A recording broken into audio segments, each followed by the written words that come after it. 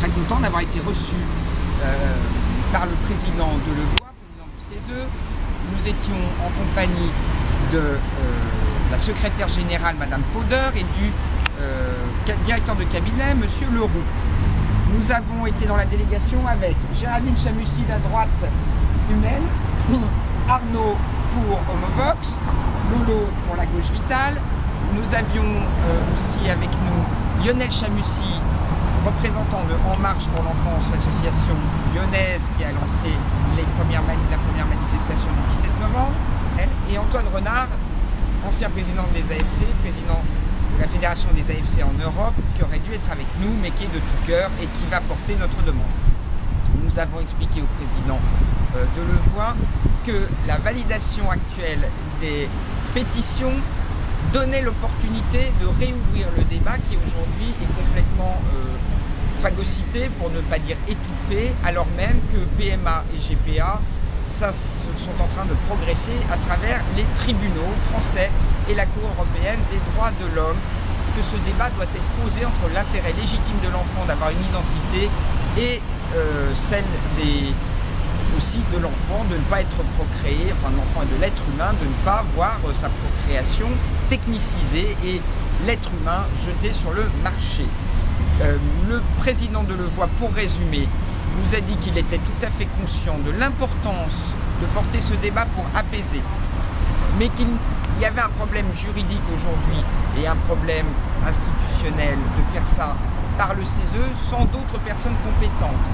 Et comme il nous a dit, il y a un problème de méthodologie et un problème de portage avec des représentants des différents thèmes. Et puis il y a beaucoup de sujets, voilà, beaucoup de sujets.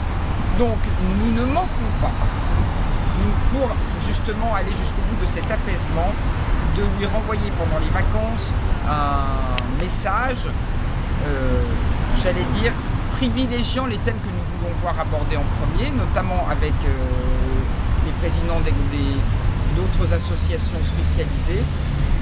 Et comme tu l'as proposé toi-même, le Conseil consultatif national d'éthique pourrait parfaitement aussi être, enfin nous lui avons suggéré de se mettre en contact et de prendre contact avec le Conseil consultatif national d'éthique, puisque ce qui nous semble le plus préoccupant aujourd'hui, en tout cas ce qui mobilise le plus les Français, c'est bien cette procréation nouvelle et commercialisée qui mêle l'être humain sur le marché, ce que nous contestons formellement les uns et les autres. Mais nous avons aussi abordé, ça c'était important, manifestement il allait plus sur des œufs, mais non, il a quand même entendu, le président Delevoye a entendu qu'il fallait aussi un débat sur la place des homosexuels dans la société et la richesse qu'apporte le couple homosexuel alors même qu'il n'est pas procréatif dans la société, pour reconnaître qu'effectivement la filiation, enfin ce que nous disons, c'est que la filiation ne peut pas être celle du couple homosexuel. Il faut bien séparer la procréation de la réalité de l'union que nous sommes venus porter, nous, dans le bureau du président Delevoye. Le thème de l'homosexualité ne doit pas non plus être évacué, ça n'est pas possible. Voilà. Donc il y aura beaucoup de travail. Et pour compléter le point de vue d'Arnaud, de Homovox, Xavier Bongibaud, qui était empêché de venir ce matin, a bien précisé qu'il n'était pas normal que les personnes homosexuelles instrumentalisées dans cette loi fussent rendues responsables de ce changement de civilisation et que du coup cette politique de bouc émissaire ne serait pas de nature à faire baisser l'homophobie, bien au contraire. Oui, car on n'est pas d'une orientation sexuelle. Nous sommes tous nés d'un homme et d'une femme, notamment pas à l'avenir. On a été extrêmement franc sur la problématique électoraliste.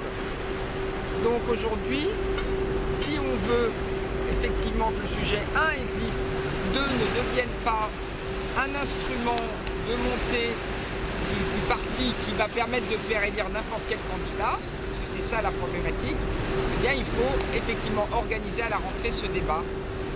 Et s'il y a un débat, eh bien, il n'y aura pas de manifestation dans la rue. Donc à bon entendeur, salut.